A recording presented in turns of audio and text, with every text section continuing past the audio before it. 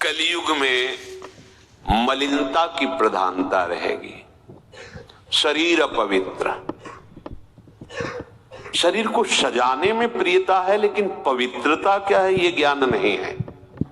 शौचाचार की पवित्रता का बिल्कुल ज्ञान नहीं, बस सजाने की प्रियता है। बाहर से चिकना दिखना चाहिए, लेकिन वो पवित्र है कि नहीं उसको ज्ञान नहीं है। बिल्कुल पता ही नहीं शौचाचार का, पशुवत आचरण है।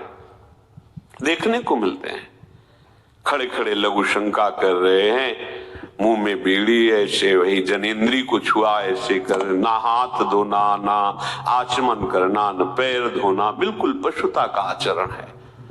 भला पवित्र शरीर है तो मन तुम्हारा पवित्र कैसे हो सकता है?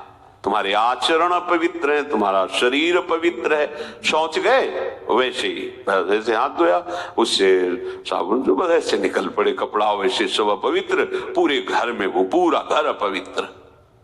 तो समझते हैं कि हम बहुत स्वच्छ, बहुत वीआईपी है। वीआईपी का मतलब बहुत अपवित्र हैं, उनको ये ज्ञान नहीं है।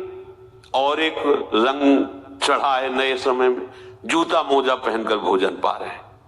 देखो कैसी, अरे साधारण आदमी जिसको कोई शास्त्र से मतलब नहीं, किसान आदमी जो बैठ हाथ पैर धो करके पीढ़ा पे बैठ करके भोजन पाने जाए, इतनी पवित्रता तुमने गांव में देखी है? बिल्कुल शास्त्र नहीं जानते, कुछ नहीं, पर भोजन पाना है तो हाथ पैर धोए और लकड़ी के पीढ़ा में बैठ के और जय भगवान हाथ जोड़ करके जमीन पर बैठ के भोजन पाए। आज चाहे वो चमड़े का जूता हो, चाहे, ध्यान रखना, चमड़े की बेल्ट पहनने वाला और चमड़े के जूता पहनने वाले को गौ हत्या का पाप लगता है। अगर वो इन पशुओं से जो चमड़े निकाल कर निर्माण किया जाता है, जूता बेल्ट आदि, ये जो गृहस्थी जन इनका प्रयोग करते हैं, तो उसे गौ हत्या का दंड मिलता है। क्योंकि आप पहनते हैं, उसमें आप सहयोगी हुए, आप उसको प्रोत्साहन बढ़ा रहे हैं गौ हत्या का। ये अब वही सब पहने, वही सोच में कपड़े पहने, वही भोजन में कपड़े पहने, साधना होगी, पवित्रता ही नहीं जानते हैं।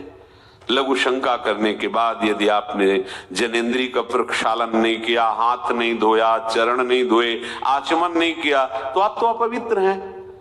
अरे लघु शंका की क्या है, शौच होने के बाद नहीं से विचार बिल्कुल शून्य हो गया है, बस शरीर आराम, पशु की तरह शरीर आराम।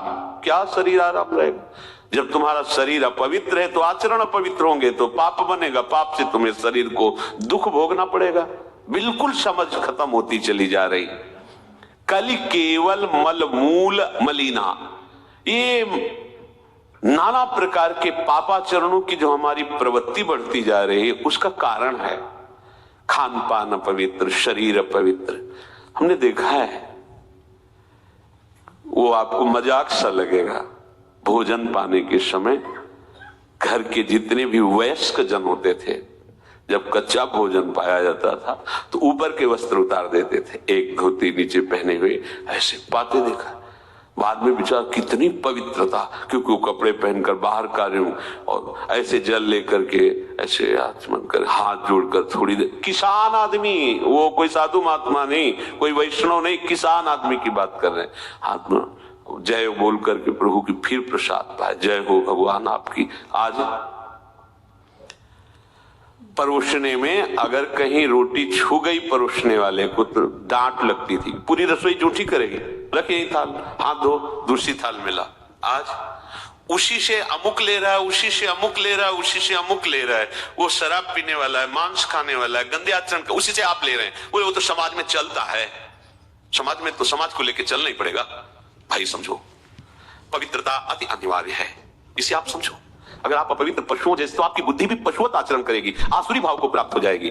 पवित्रता शरीर की आपको एक फल देगी कि आपका मन पवित्र होने लगेगा, क्योंकि शरीर से आसक्त मन है और मन से आसक्त आप हो। जहां आपका मन पवित्र, अच्छे विचार, अच्छा मार्ग, अच्छा निर्णय बुद्धि करेगी, आपको आनंद मिलने लगेगा।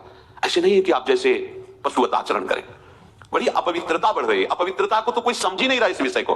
कैसे कैसे, हमको तो ऐसा भी इन्होंने बताया कि कहीं कहीं ऐसा भी है कि शौच में पानी का ही प्रयोग नहीं होता हो, टिश्यू पेपर कह रहे होते विचार करो यार, मतलब कहां पहुंच रहा है हमारा। वो कहते वीआईपी लोग हैं, वाह है ये वीआईपी लोग। अरे बिना जल के कैसे प्रक्षालन हो जाएगा, कैसे आप पवित्र, कैसे? पर पवित्र होना किसको चाहिए, वो तो पशुवत आचरण है। कली केवल मलमूल मलिना पाप पयो निधि जन मन मीना। जैसे मछली जल में ही केली करती है, ऐसे कलियुगी प्राणी का मन पाप में ही केली करना चाहता है। अपवित्र विचार, किसी किसी मलिनताएं बढ़ती चली जा रही।